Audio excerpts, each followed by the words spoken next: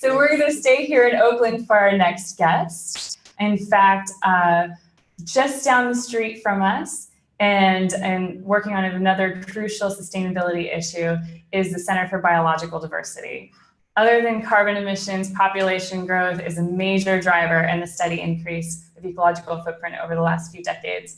And as such, population is also a major opportunity for action towards sustainability. It also happens to be a relatively sensitive, occasionally taboo subject, including in the sustainability debate. But the good news is that the people at the Center for Biological Diversity are a dear partner who, in fact, has, I don't know if you've seen these yet, but we've co-created these amazing little condom packs that say, before your seduction, footprint reduction. And we're very excited to be joined by Sarah Baillie to talk about this. Her official title, I believe, is Endangered Species Condoms Coordinator, which I think is absolutely extraordinary.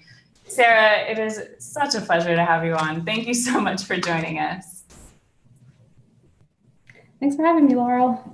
As I mentioned, we've gotten a chance to work with you on these condom projects and others, but can you tell everyone a little bit more about what that means? What does a condom coordinator do? And what does Earth Overshoot Day mean for you and your work at the Center for Ecological Diversity? Sure. So coordinating the condom project, it's been around for almost 10 years now, and we've handed out hundreds of thousands of condoms through thousands of volunteers.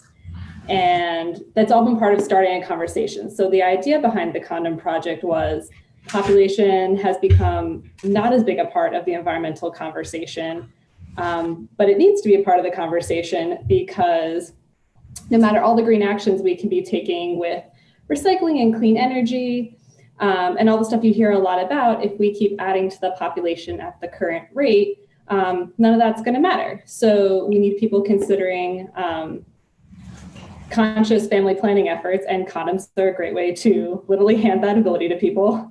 And it makes for a fun icebreaker because you have these cute animals with the funny phrases on the package. So we've had volunteers handing that in their communities, college campuses, wherever they think there's a good place to start that conversation.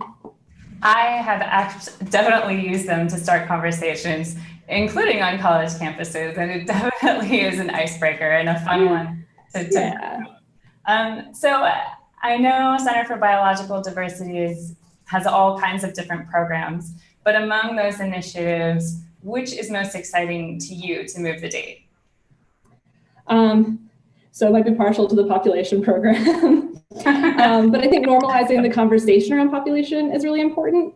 Like I said before, the impact, and part of that is because in the US, we have such an outsized consumption rate. So we only make up 5% of the world's population, but we make up, we're responsible for 15% of the world's carbon emissions.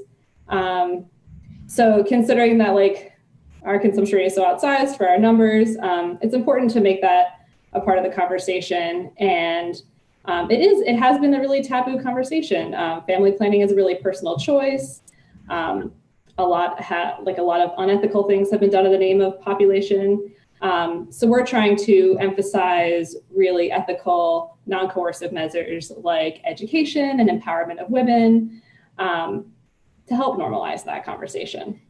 And there are so many co-benefits to having the conversation that way. It's not just about the environmental impact, but there's a holistic aspect of sustainability when it comes to providing services and increasing education and access that I think it's a brilliant way of bringing that all together. And I think you guys are doing a great job with it and keeping it light too. It's a subject approach. Yeah.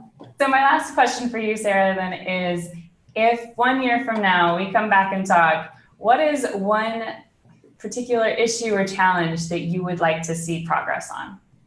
I'd really like to see cities taking meaningful action to make sustainable living more accessible for everyone through policies and initiatives such as renewable energy and improved public transportation. And also, back to population, I would just like for that to be a less taboo conversation and something we can discuss real solutions to. Well, we are so glad to be partnered with you and are very happy to have gotten these amazing little things and share them widely. But you guys are doing amazing work to move the date, and glad we could be working